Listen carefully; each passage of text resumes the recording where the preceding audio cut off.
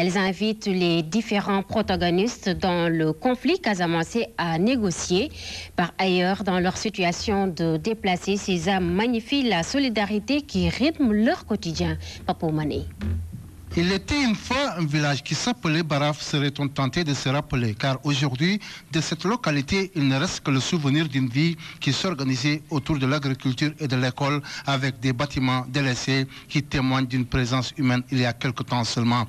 Tel un arbre, Baraf s'est vidé de ses habitants, condamnés à l'errance dans une ville comme Ziguinchor. Heureusement qu'ici, la solidarité s'organise autour de ces hommes et de ces femmes au destin malheureux.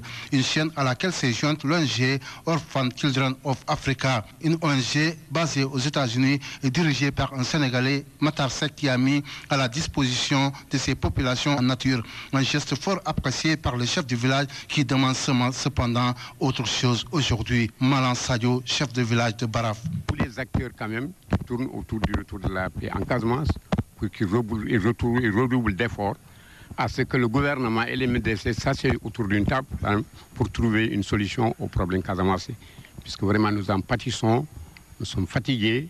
Et vous voyez, j'ai fait tout de suite la comparaison pour vous dire que vraiment, le paysan qu'on retire de sa brousse, qu'on amène dans la ville, on peut le comparer à un poisson qu'on retire de l'eau et qu'on met en l'air. À beau l'entretenir, il va vivre. Il va mourir du moins. Je m'excuse, il va mourir. Il en est de même pour le paysan qu'on retire de sa brousse pour l'amener dans la ville. Parce que les réalités de vie ne sont pas les mêmes. N'ont pas les mêmes réalités de vie que les citadins. Ce sont donc à plus de 600 personnes que l'ONG Orphan Children of Africa a redonné le sourire.